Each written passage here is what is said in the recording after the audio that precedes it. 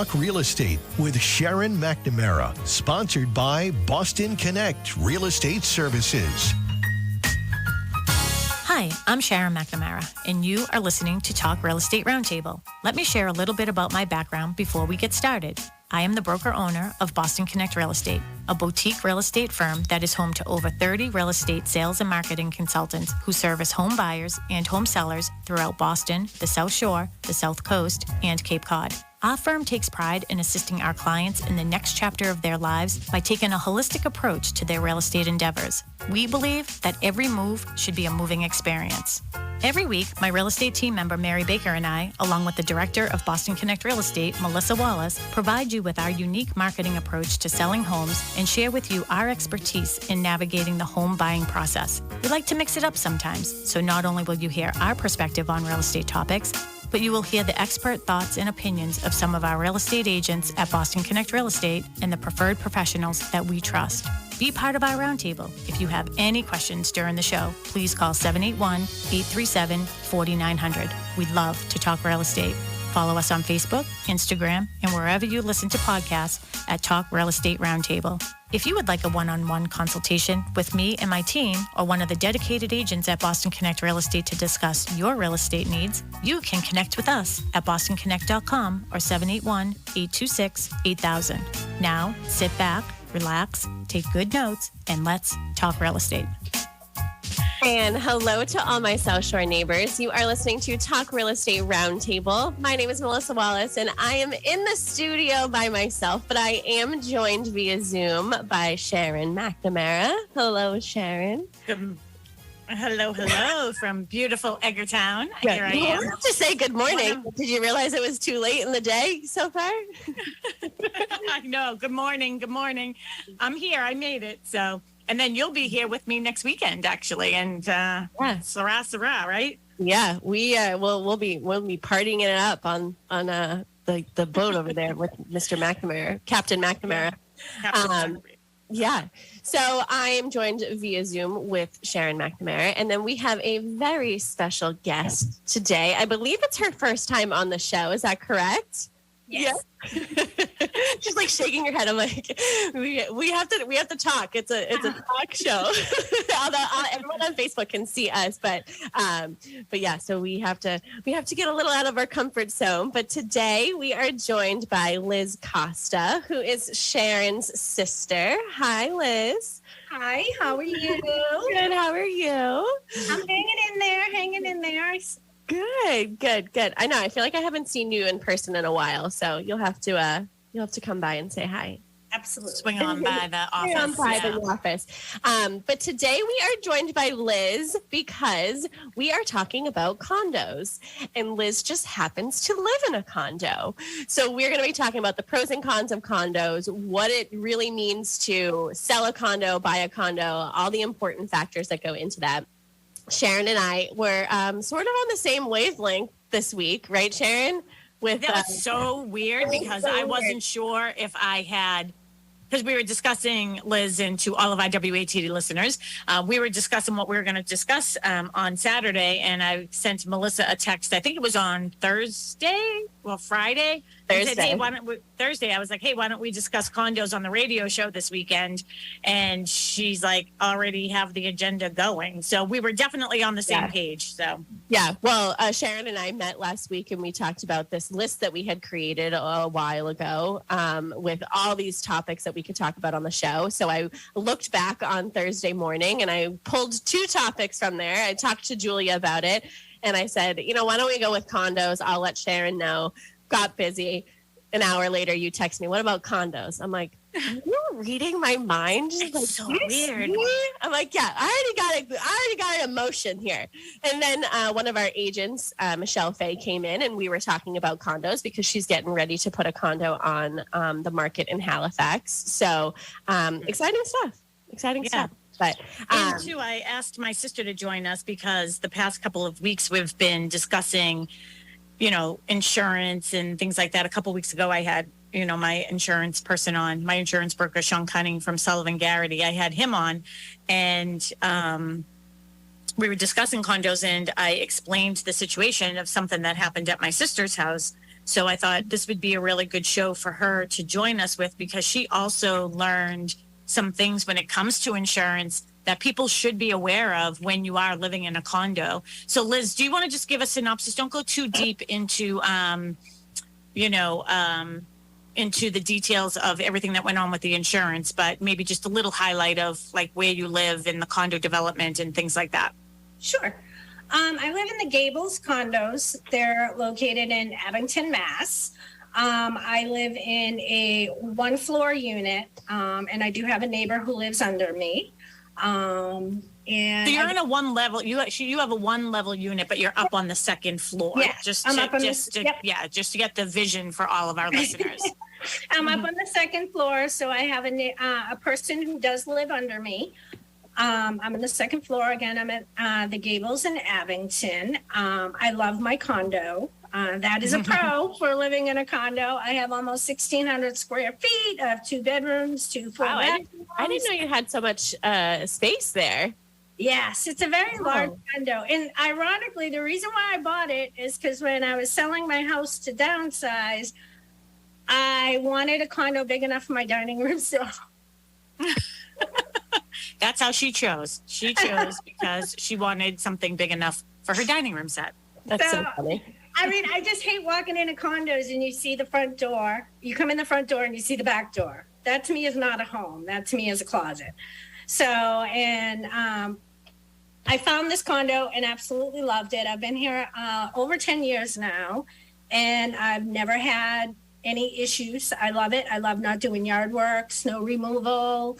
It's just perfect for me. And it's perfectly situated in Abington, where I can just hop right on Route 18 and head into Boston, because I do work in Boston.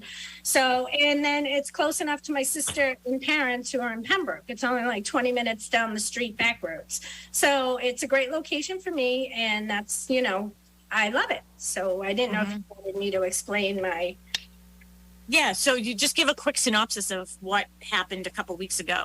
And this is what we will get into a little bit too, and Melissa has a full agenda, but Mel, we'll just have her sort of set the stage a little bit about, but we can talk about, when you do own a condo, there are pros and cons to owning a condo. And also to our WATD listeners, let me back up a little bit. And to anyone who's watching us on Facebook, good morning. I am calling from beautiful Edgartown Harbor this morning if you are watching us on Facebook. But if you want to call in, if you have any questions, comments about this subject, or anything to do with real estate, Saturday is your day to do that. We're also around on Tuesdays. 781-837-4900, 781-837-4900. George is in today for Tim. So George is our main guy on Tuesday, and he's joining us today so he can pipe you through with any questions. For sure. Feel free to call in. Awesome. Thank you. So Liz, just give a little update about, we'll talk about pros and cons, but tell everybody what happened. Don't get into the insurance part yet though. Okay. About a month ago, I needed to have my central air conditioning unit replaced.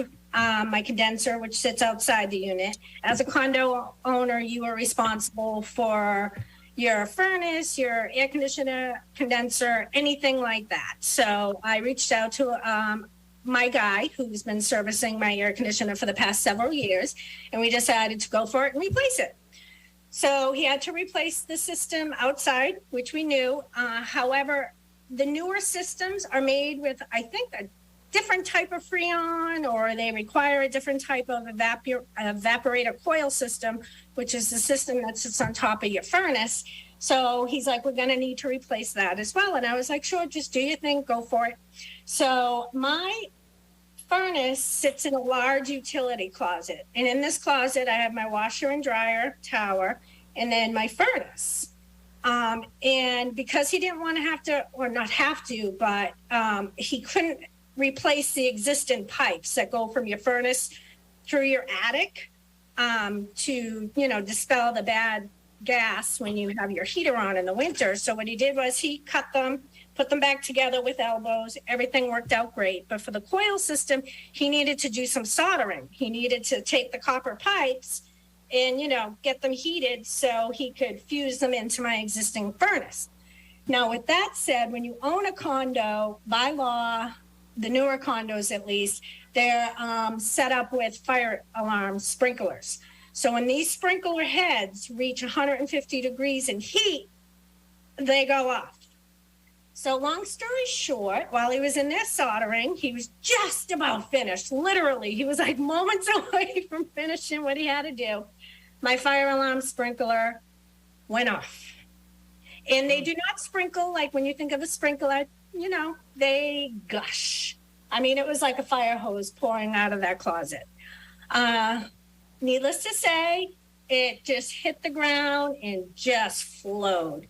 So I literally had to have all my hardwood removed. I had to have my carpets removed. I had to have some walls removed. I also had to have my ceiling removed in that utility closet. It is covered with plastic, but the mosquitoes that live up there are enjoying my air conditioning. That is a good thing. My air conditioner is working.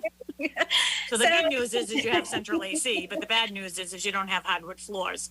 Or a ceiling or some walls, and only half my unit right now has electric. They had to shut all the power off in the severely damaged section of my condo because some wires and boxes need to be replaced. So that is what happened to me about a month ago.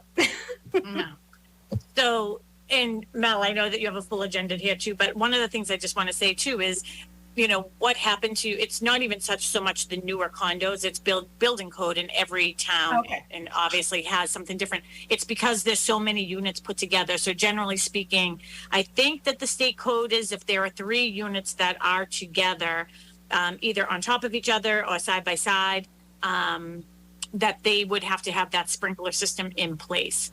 So the Gables, very, very big development. Actually, we happen to know the builders of that is Stonebridge Homes, which we actually do a lot of work for with new construction. So the good news is when you're in a condo, that may be a fair if you have somebody living next to you or under you or above you. What if they have a fire?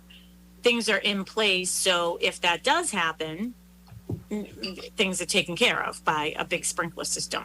Mel, what do you have to join in on this? I'm just getting us set up, but Okay.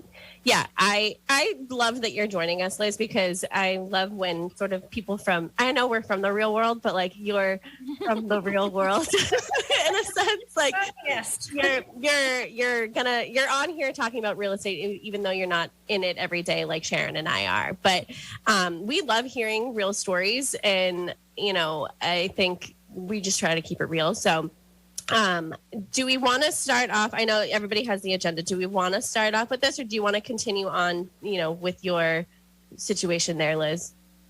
It's whatever Sharon wants. I can go in and talk about the insurance, the pros and cons, and what people need to do, serious due diligence before purchasing a condo to make sure they're covered, or we can pick that up later in the show. I am happy to chime in with my experience and knowledge. Why don't we instead of, we'll use that as a teaser. So we do have some, I mean, Liz gave me information that I wasn't even aware of. So, and you know, she's lucky to have me as her sister because she could come to me and ask me questions. I mean, when she called me that day, actually, Mel, you were in the office. And I was on speakerphone. Like when I answered the phone, I put Liz on speakerphone and she was like, it's flooding. So, which is scary because that's your home. But why don't we talk about maybe, Mel, I don't know if it's further in the agenda or not, but, you know, the pros and cons to living in a condo development, a townhouse, or things like that. So, yeah. Well, why don't we start with the pros? Liz, you said you love your condo. You've been there for 10 years. Why do you love your condo? Why did you want to live in a condo as opposed to a single family home? Well, I am a single person. I'm a single income person, and I work a lot. I work in Boston, as I mentioned prior, and it just suits my lifestyle. I'm just a very kind of introverted as an adult. I wasn't so much years ago, but I'm a homebody. I love being able to just come home and it's cozy, it's warm in my unit. I love it. I had it decorated perfectly. You'll get there again. And I don't have to worry about lawn maintenance. I mean, if I lived in a home, Sharon knows. And me. you did. You did. I lived in a home before, and I was miserable on Saturdays because Saturday, based on weather, one day was all yard work. I'd have to mow the lawn, do the weed whacking and blah, blah, blah. And then do the housework. And then on Sundays, do my errands and then back to the office on Monday. And it was just like constant. There was no downtime. There was no just being able to enjoy what you have because you always have to do something. Here, I don't have to worry about yard work. I don't have to worry about snow removal. I don't have to worry about things that you would have to worry about when you own a home. I mean, I still own it. I own stuff in. I pay a mortgage, pay my taxes, pay my condo fees, pay my insurance premiums. Can I just make a comment on the condo fees? So I know you're saying I don't have to worry about these things, but you're also paying for them. Yes, I'm paying for that convenience. Exactly. Yes, so my condo fees are about $287 a month, which is kind of cheap.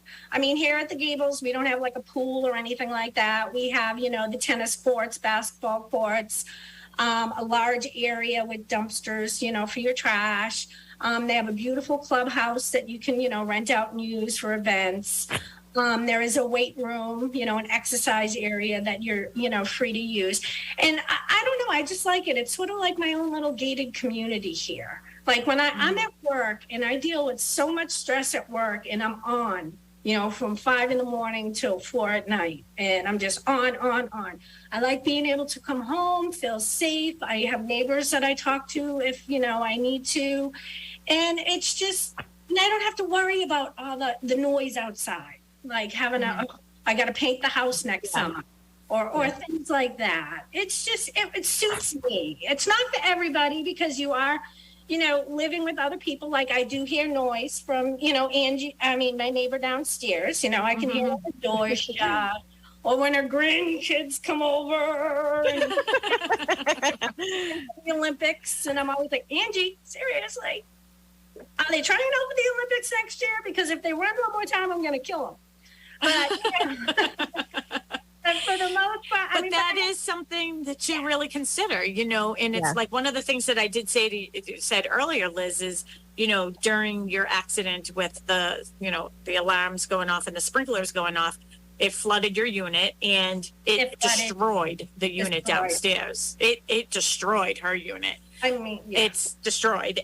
But you have hardwood floors upstairs, and this is one of the things that I think that people should be considering when they are purchasing a condo. And when we're working as buyer's agents, these are the things that we discuss. When you're doing a side by side, you have the consideration of what do you hear this way? When you're on top of each other, what do you hear with the person up above? A lot of condo developments had put in place that you couldn't have hardwood floors. So your unit was already built with them in there. So she probably or potentially hears you when you have shoes on and stuff down below. So those are things to sort of look at. Angie's very hard of hearing, so I am allowed to vacuum at 6 a.m. and I don't have to worry about waking her up.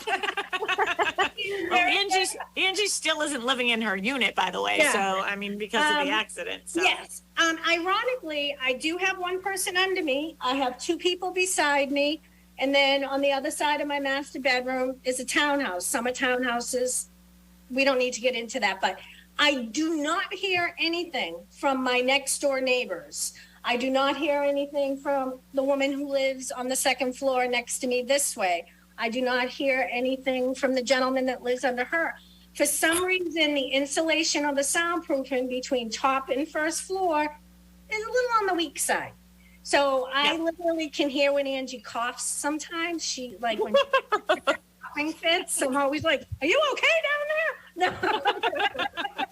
Well, at least looking out for her. Yeah, that's interesting too, because I know like Casey and Dustin, the first apartment that they were in over West Canton Street in the South End, I stayed there and watched Sophie one time when they were away, and I could hear, those are condominiums, they just happened to be renting that condominium, and I could literally hear the guy upstairs coughing and sneezing and hacking, and I was like, that would be enough of that for me.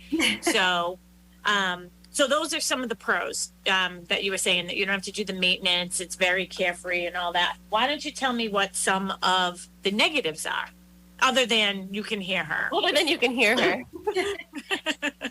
Well, I really didn't have any negatives until my situation happened here. A negative for me in a condo would be, the soundproofing between top and second floor. It is on the weak side. But there are rules you need to abide by. Now, I abide by them, so I don't have an issue, but I do get frustrated when I see others breaking the rules. Mm-hmm. I'm like, seriously? You're not supposed to have bird feeders on your porch. Now I know why, and a woman across the way has several of them. And then I have to keep an umbrella open on my porch so it doesn't become poop central for the birds. So, I mean, there are things like that. I get frustrated when I notice someone breaking the rules because But that's also the reason why you chose there. I mean, that is actually, it's a positive for people who are considering purchasing. When you're in tight quarters with other people, you don't want Sanford and Son living next door, right? I mean, those are things that you can control when you're buying a condo or a townhouse. You can't generally control those when you're buying a single family home on a side street, unless there's an HOA that handles all that. I have a question about the HOA. So when things like that happen, so the rules are being broken, who's enforcing them? Do you get fined? Do you get letters? How does that process work? We do have a management company who manages the gables, and I do have a contact. I'm just going to name him Chris. I won't say his last name, but he must see my number come up and go, oh God, what is she complaining about now? He's wonderful. He's wonderful. I do send emails. He is very responsive to me via emails. And when I do have complaints, like one day, a new neighbor came in and there was just like garbage on their porch. And I'm like, yeah, that's not going to fly for me. I'm not walking by that garbage every time I got to walk to my unit. So I sent an email. The next day, the garbage was gone. So they will contact the person that, I complain about, because I'll give them a unit number and he'll reach out. Also, when you're in a condo, my condo just recently changed. We are now responsible for power washing our own front porches and back porches. They used to do the front porches, but now they only do like the buildings, and they'll do spot power washing. Did they give you a reason why?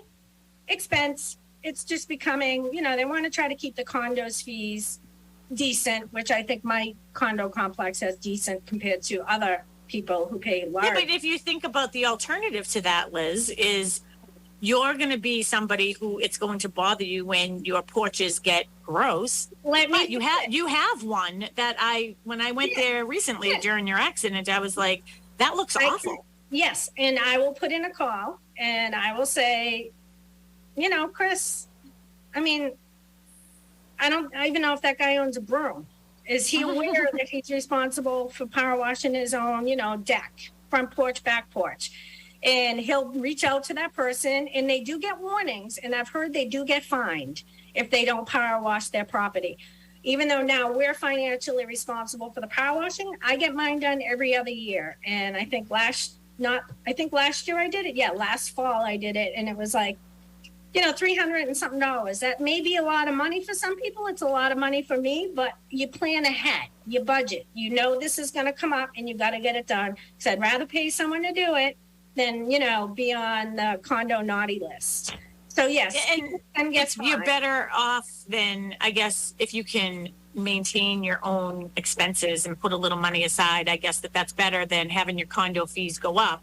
But Mel, doesn't this is so interesting, isn't it? Oh, she just had somebody come into the office, but isn't it interesting? Hi, Tracy Grady. Oh, Tracy knows. Actually, Tracy, grab on some headphones there.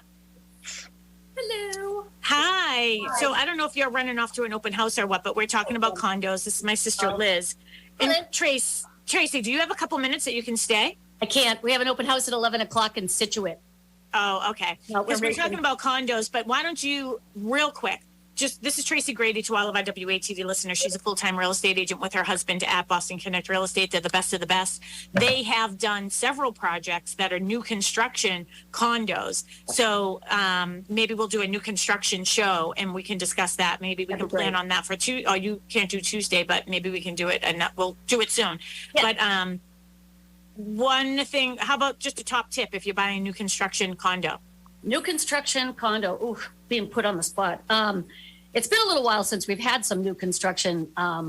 You just have to be able to get the layout that you want. Not everybody wants a first floor master bedroom, but it's a really popular. So when you go into a condo and you're starting looking around, kind of have your list of what you must haves in a condo, I think is super important. Some people, they don't care whether they have a first floor master bedroom, but at this point, if you're a downsizer or a right sizer, you probably don't want to be going up and down stairs 5 years from now. And you probably don't want to move again 5 years from now. You want to be in a place where you can be comfortable, one level living if you require that. I mean, you can start out on the second floor, but it's nice to have that availability to have a first floor master suite, primary suite on the first floor. Were the two developments that you did in Pembroke, were those 55 plus? No, neither one of them were 55 plus. Oh, okay. Yeah, no, all right, interesting. 590 Washington Street, which was right next to Dairy Twist, was not 55. And the other one we did at 220 Center Street, which we have a unit there available, a condo. It's available to rent or to buy. Unit 14, it's on the second floor. So again, not for everybody, but it is available to rent or to purchase, whichever works best for you. But it's a beautiful it's brand new. It's basically 3 years old. How many bedrooms? 2 bedrooms, 1 full bath, beautiful kitchen with an island, quartz countertops. All the appliances are included. The washer dryer is in the unit. It has a little deck off the side that you can sit outside. It's really adorable. And that's super, super convenient for people who want to walk to the center and any of that. You can get your nails done, get a pizza, go to the hardware store, check a book out from the library, and all at the same time. I mean, you're just going to need a bigger bag. And stop at the post office and drop off your mail. So how much is that that unit on the market for? It's on the market for $459.9 to purchase. And if you're interested in renting it, it's $2,900 a month. First, last, and security deposit. Ready to move in anytime. Hardwood floors were just done. So it is a great opportunity. So perfect. Yep. So you know my husband. Tracy, give out your phone number. I know you get. You know my husband. Yeah. He's probably... I can hear you. I can hear your husband downstairs, and I'm in Edgartown right now. So Tracy, give everybody your phone number. So if they want more information on that condo, he's probably listening right now. Like, get down here. Oh, you can reach me at 617-620-8484, or you can reach Jim at 617-842-4019. We have the condo at 220 Center Street to buy or to rent, and we're on our way to 179 Hatherley Road in Situate right now. Beautiful contemporary cape, 1 block back from the beach. Absolutely spectacular. So we are busy this weekend. So. And perfect for an investor too. Perfect. That property's perfect for an investor as well, right? It is. Airbnb, BRO. Yep. He's texting Melissa right now, like, get her down here. All right, bye. All right, thank you guys. Happy anniversary, by the way. Oh, thank you. Thank you. Kids, you. Okay, bye. Thank you. Yeah, Jim's like, hurry up. Go ahead. Mel, you take it from here, though, okay? Because I just have to plug in my Wi-Fi.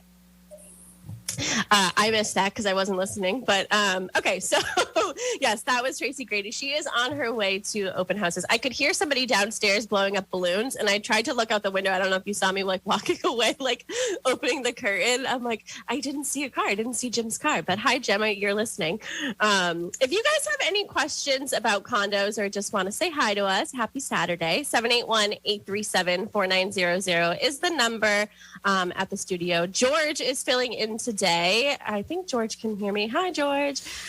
George is filling in for Tim today. Tim's on vacation, so we got George. Oh, yeah. We got our Tuesday George. Yay. Hey. Tuesday George. Oh, he can hear me. Hi. Yeah. Any callers out there, don't be shy. Call in. Ask questions. Yeah. Call in. We love to talk. And we always give gift cards when people call in. Always good. Yes. Yes. Okay, so where were we before Tracy came in? We were talking pros and cons. We were still talking about pros and cons. Yeah. Okay. So Liz, this is what I was starting to say is, as much as it's perfect for a person like you with like your A-type personality where, this is how it is. These are the rules. This is what you have to go by. But I think that it's really, really important when you are purchasing a condo that you look at those things before you purchase. So from a buyer agent perspective, I'll talk about that aspect of my life. When we are helping a client purchase a condo, we always ask for, the budget. We want to make sure that it's strong and healthy. It's going to be sort of required, by the way, by your bank or your mortgage company. We also look for the rules and regulations, and in those rules and regulations, this is what my sister Liz is talking about right now is, you can't put pelicans out on, the grass. You can't, there are things that you can't do. You can't put out your own swing set. You can't put out a clothesline. You can't do all of you can't store a motorcycle. Well, maybe a motorcycle you could put in your parking, but you can't store boats and RVs and things in your parking spaces. No antennas for TVs. You can't get, a TV. No dish. You can't do dish. Do dish here either. Okay, which is good because then it would be hanging. That drives me nuts. If I had to open the window and see a bunch of dishes.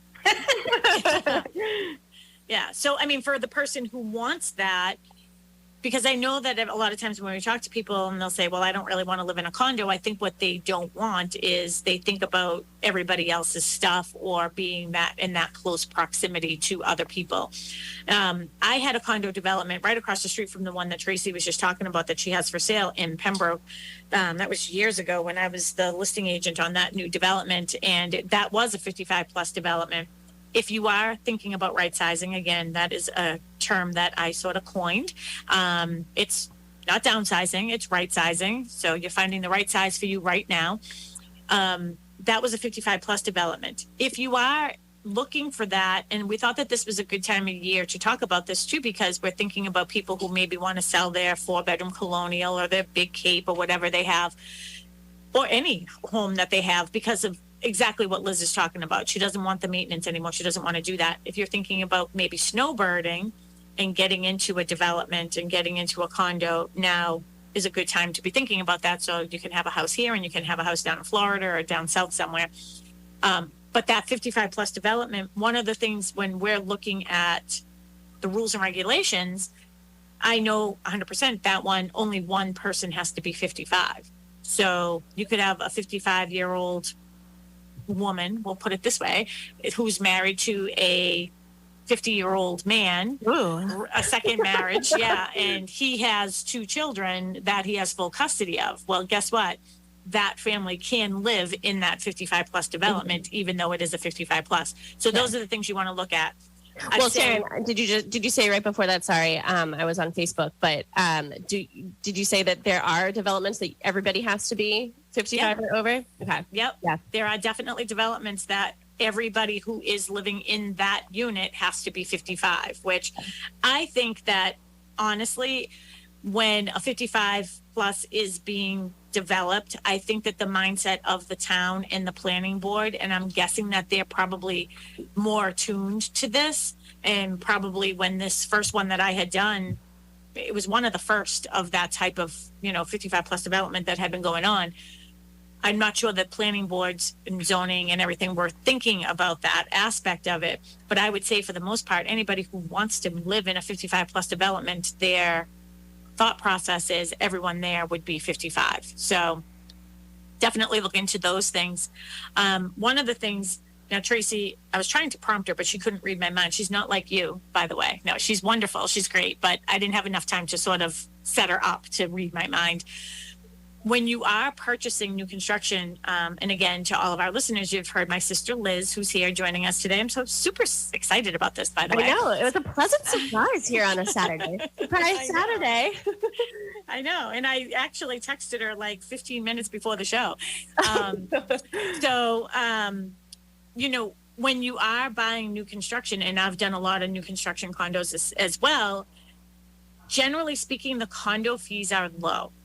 And they are low because as those developments are being built, generally the developer, the contractor, is the one that's doing all the maintenance. They're the ones, they have their crew doing the landscaping. They have their crew doing the snow removal. They have their crews doing all the little maintenance or anything else that comes up. once that subdivision is done, or once that complex is done, and they move on and they hand over that development either to a management company or an on-site, the association dealing with it, with the homeowner association themselves, with all the homeowners, then you hire the landscaper. You're hiring them to do the plowing. You never know how much snow you're going to have every year. These costs sort of grow. So I always tell people, when you're buying new construction condos, yes, the condo fees will be low, but you should plan on them being significantly higher once that development is done. And with Liz, it looks like the Gables, they're going through a management company. And I like a management company, by the way. Sometimes they're a little difficult to deal with, just because they're so busy, when you're trying to get 60s and condo questionnaires filled out and all that other stuff. But the larger ones, they treat it like a business. Mm-hmm. So they are prepared. And it looks like your development was very prepared for knowing that they couldn't absorb the cost of cleaning those decks anymore. So they pushed it off to the homeowners. Yes. We even have a board of trustees. Every year there's an annual meeting, and different residents who live at the Gables, will kind of, you vote on who you want on that board. So we are a large community here. We have over 300 units here. They're either one floor units like mine, or else they're townhouses. So it's very large complex. I don't think I've ever seen a complex this large in regards to a condo complex. So we do have the board of trustees who are selected by the residents, and then we have Bristol South, which is our management company. So we're not the only property they manage. They also have other properties they manage. They, do all our condo fees. And, with my issue, Chris was here. He lives all the way, I think, in Rentham, or he was in Rentham. And, I called him about what was going on in my unit, and he was here. I mean, he dropped what he was doing and drove out. I mean, so it is good to have a good management company. I'm able to navigate through all the nuances between the insurances, and that will be a topic hopefully we can get in later in the show. Yeah. But it was very eye-opening, and it's still a little annoying to me because the way the bylaws are written and the master policy is written, they both are joined to the party. And that's one of the things that I was saying is, when I'm working as a buyer's agent, I mean, you have to really be cautious when you're thinking about buying a condo and reading those fine details. And again, I've done several developments. The Grady's have done several developments, and I'm right now doing just even 2 units in Dorchester. It was a 2-family that I sold off market to a developer who condominiumized it. So we have one under agreement. We have another one, but we're in the process right now of doing all the condo docs. It's really important to look at those condo docs, but I want to give Mel a chance to sort of pipe in here too, because she came in on a Saturday and we're sort of I'm going all over. No, I think that this is great. I mean, I know we wanted to get into sort of, if Liz, you were in the process of selling, sort of what that would look like. I want to focus more on the selling aspect of it, because we need more inventory. So if anybody is thinking about selling their condo, we would love to see that on the market. It doesn't necessarily have to be with us, but we would just love to see more inventory. So Sharon, what are some of the things that you sort of talk to sellers about when they have condos? So say Liz calls you up. Hey, sissy, I want to sell my condo. What do I do? What's the process? How do I get there? All that. First of all, how did you know that my sister used to call me sissy? Did you know that? I know that. She's in my phone as sissy. I'm always like, oh, sissy. So I know that that happened. And also my mom and my brother call me sissy, and I'm in their phones as sissy. So it just sort of has always stuck in my head for the past 6 years that it might have been said 6 years ago, my first day, that so that was there because I have it too. I am sissy. I think it goes back to the opposite of what you're doing as a buyer's agent. Just be prepared for what questions a buyer's agent is going to ask you, and a good buyer's agent. So if Liz was putting her house on the market, her condo on the market, as a seller, I know my sister is very, very organized. But if you are not very organized, and this is something that you're considering, get yourself organized. We'll ask you for a copy of those condo docs. And again, sometimes you have to get these, some people are like, oh, I get an update. They just throw it away. They're not even reading them. You want to keep all that information together. Make sure you have the contact information, whether it's the homeowners association or, a management company, so we can get the condo docs. The first thing, most offers that come in on your property are going to say contingent upon review of the condo docs and budget. I'm going to switch over, Mel. As a buyer's agent, I always like to see the last 6 months of the minutes. So I think that that's a very wise thing to do. I'm sure Liz has minutes of the meetings when they have their annual meetings, but it's really important to have those minutes, because I remember one time, and I was helping a client's daughter buy a condo. It was down in Plymouth, and she really liked the unit, made the offer. It was contingent upon the review of those minutes and everything else that I had requested. And in there, it said that this development, actually, there's a lot of rentals there. That's something to think about when you're buying. Okay. How many people can buy? There are a lot of investors just buying in there and renting. Usually there's a percentage that can be rented, and it can't go over that threshold. That's really important. But I read in there that one of the units was being rented, and the tenant in there was harassing the females who also lived in that development. So I just said, I just don't think that this is a good situation. I mean, it's been going on for 6 months. I'm looking at and reviewing these minutes. So that's something I think as a seller agent, I would probably ask for those from my client, but that isn't something that I have to give to a buyer unless they're asking for it. Do you typically see somebody asking for that? Do you always see? You don't. I only see it from Boston Connect agents because that's how I trained them. It's funny because Michelle, like I said, is getting ready to put a condo on the market, and she asked me about the minutes. And, when do people typically ask for them? How far back do they want it? And I just sort of gave her a synopsis of why a buyer would want to see them. Any special assessments coming up? Are there somebody... Yep. That's a good point, Mel. Stop on that. Explain why that might come up, the special assessments, in a minute.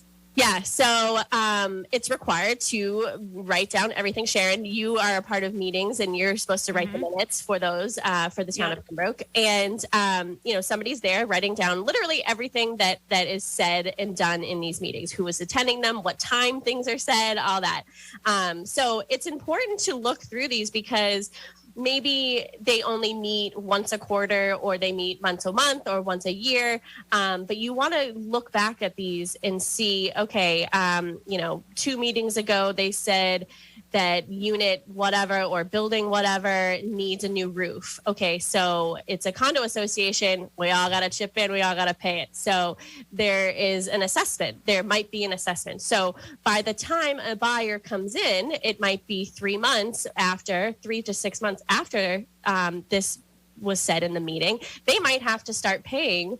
And how do you feel? How do you feel about having to pay a special assessment as soon as you get into a condo? And, in my head, I'd be like, well, sounds like a personal problem. That's why I can't live in a condo. And here's the other, another good example too is a few years ago when we got a ton of snow. There was so much snow, and some of these developments didn't have any place to put the snow. So they actually had to pay to haul the snow out of here. And I want to say it was in 2015 that happened. You remember we had like 9-foot snowbanks at the end of streets. They had to pay to have that snow removed. So they ended up with a special assessment.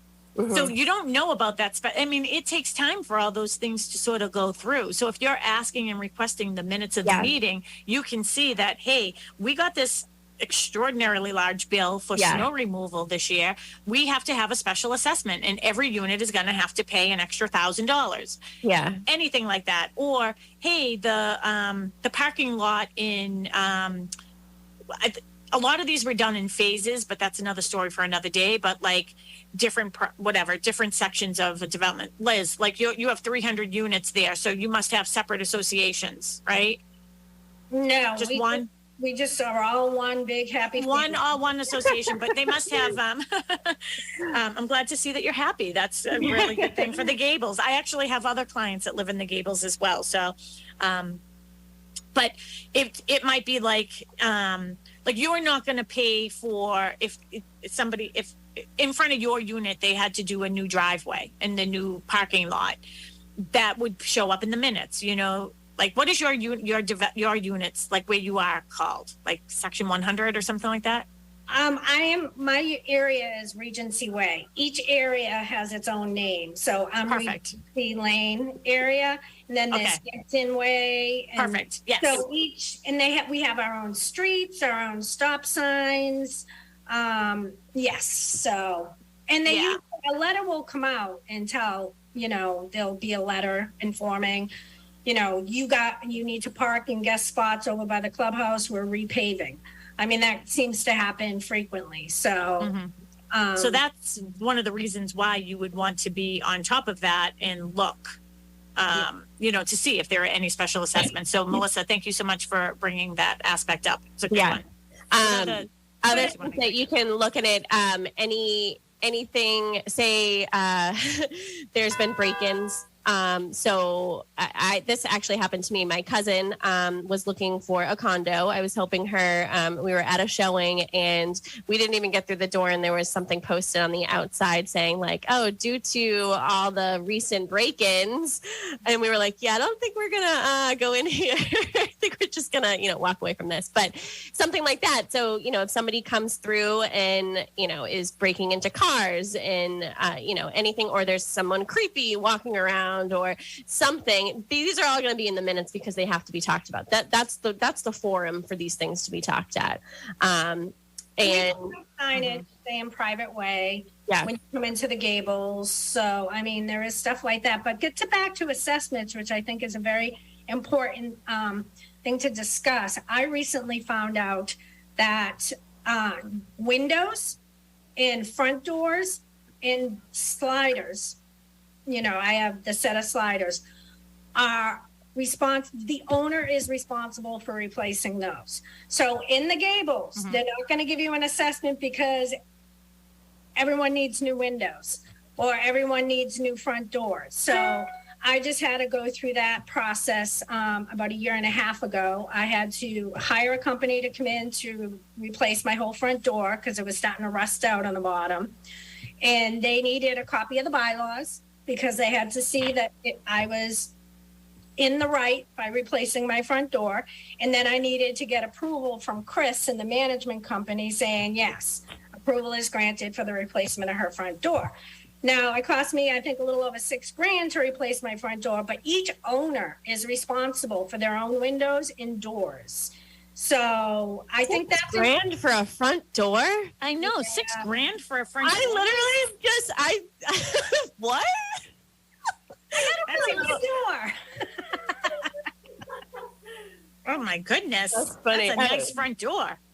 I mean, I got one of those triple insulated doors, and they also had to replace the whole. They literally. Does it cook you dinner too? Does it take you out on dates? Because what?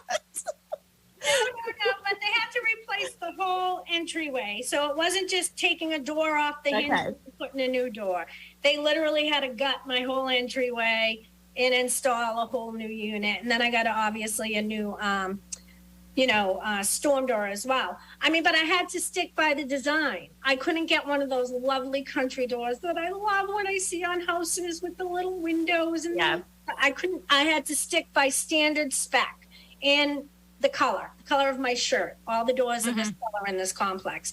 But it was my responsibility. Now, a lot of condo people, like when I told my next door neighbor that, they've lived here since day one. They're original owners, and they had no clue they're responsible for their own doors because they needed to replace their back door. And I said, nope, that's coming out of your pocket. The association, that is not part of any assessment or building, upkeep. So I think that's also important for listeners getting into a condo, especially older condos, find out who pays for that? Who's responsible for window replacements? Who's responsible for door replacements? That's a good, I'm learning because I didn't know that. Well, I guess maybe if I thought about it, but I hadn't thought about it because I don't know if I could deal with an HOA because I am sort of like, I want to be in control. And I don't know if you are a rule follower. I think I'm a rule follower. Do you think so, Sharon? Would you? You are definitely a rule follower. Yes, I'm a rule follower, but I like to make the rules. I think that's the difference. So maybe I'll be a landlord instead. Maybe I'll run a HOA. But we only have about 5 minutes left. And I did tell Ginny Wandell that I would plug her open house because I am going to it. She asked me to attend because I attended Matt Mahoney's open house last week in the same town. So I will I'll be there in about 20 minutes after the show. But 8 Ann Way in Carver is Ginny Wandell's new listing. She will be there today and tomorrow from 11 to 1. Again, it's 8 Ann Way in Carver, 3-bedroom, 1.5 bath. It looks great. I mean, I'll follow us on social media because I do pictures and videos when I go to the open houses for our agents, and it looks great. She asked me to come, and I said, "Oh yeah, I want to see that in person." But it is on the market for $549. So again, 8 Ann Way in Carver. She will be there today and tomorrow, 11 to 1. Okay. So we have about 4 minutes left. Any 4 minutes left. Liz, I want Liz to get the opportunity to talk about some of the things that she learned with this accident that she had at her house. And I think it's really interesting. So we have to stay on track, okay? So do it in 2 minutes. I will. Okay, I have a personal homeowner's policy. The first thing I did when I bought the condo is I made sure I had the master policy. Let's refer to it as that. I went to my insurance agent and said, where's my gaps? So because I wanted everything coverage in an event of a hurricane, tornado, or disaster, I got a $90,000 personal policy, which covers studs in and my personal belongings. Now, because of my situation, my damage in my unit is $33,000. Even though my insurance can clearly cover it, it has gone over $20,000. According to the master policy and the bylaws, now the master policy comes to the party. Now, here's the interesting thing. Master policy only covers original spec. So master policy will pay for my ceilings to be replaced, my walls to be replaced, and my hardwood to be replaced. It will not cover my carpets in my bedroom. So now my personal policy will pay for the carpets in my bedroom. Wow. And my personal policy will cover the $20,000 deductible for the master policy. So basically, I pay the $20,000 deductible with my insurance, and I pay for carpets and a few other things with my personal policy. But the master policy is only going to cover spec. Now, here's the situation with the poor woman downstairs. She does not have insurance. She had a $10,000 policy, which has already been used up from a company that came in to provide drying services and to remove some white carpet in her ceiling that collapsed in her basement. She has not had full demo done. So she still has walls and ceilings that need to be removed, but she's already out of her insurance. Now, here's the other thing. Remember when I said we'll only cover to spec? That basement that got destroyed is not original spec. Oh. The master policy will not be covering for her basement to be repaired. So very, very important to spec. You need to make sure you read documents very clearly when you're buying a condo and make sure you have the gap insurance. I also use gap insurance on my car. I can afford $20 extra a month, but I can't afford $13,000 if someone totals my car and I still owe $12,000. I mean, come on, people. I pay. Can you be on the show every week? I mean, come on, people. Just listen. I can afford $57 a month for my homeowner's policy, but I could not be in a situation like the poor woman downstairs now that has to come up with $20,000 deductible. She's already used 10 of her 10. She only had $10,000 worth of coverage, and it's already been used just for the few things that had to be done downstairs to make sure mold didn't grow. Now, she's in her situation, just so we can let everybody know, I mean, you don't want to take this chance. Yes, she does have an option of going after my repairman. She could sue him. She could get legal action going, but that's going to take a year in the court system, people. Let's face it. So she is in a whole world of... She didn't do her due diligence. She thought everything would be covered under master policy. None of her furniture is going to be replaced under master policy. All right, so we have a minute left. Yeah. And you know what? Liz, will you join us on Tuesday night? How about if we continue the conversation about condos on Tuesday night, Mel, and we okay. can talk about the insurance because Liz is very passionate about this. So, Liz, can you join us fired at up. 6:15 on Tuesday? Tuesday's a work from home day, so yes, I will be home. Perfect. Okay, perfect. So you can do it from home or join us in the studio, and then maybe we'll take you out to dinner or something afterwards. So, Oh, yeah. yeah. I'm going to talk a lot with my hands because I'm very passionate about this. I know you are. So to all our WATD listeners, we only have 30 seconds left, so we have got to go. I can't hear our outro music. Mel, can you just take us out? Yeah, so BostonConnect.com. You can get all of our contact information. TalkRealEstateRoundtable.com to listen to any of our last shows. We'll see you on Tuesday. Bye, everybody. Bye, Liz. Bye, George. Bye. See ya.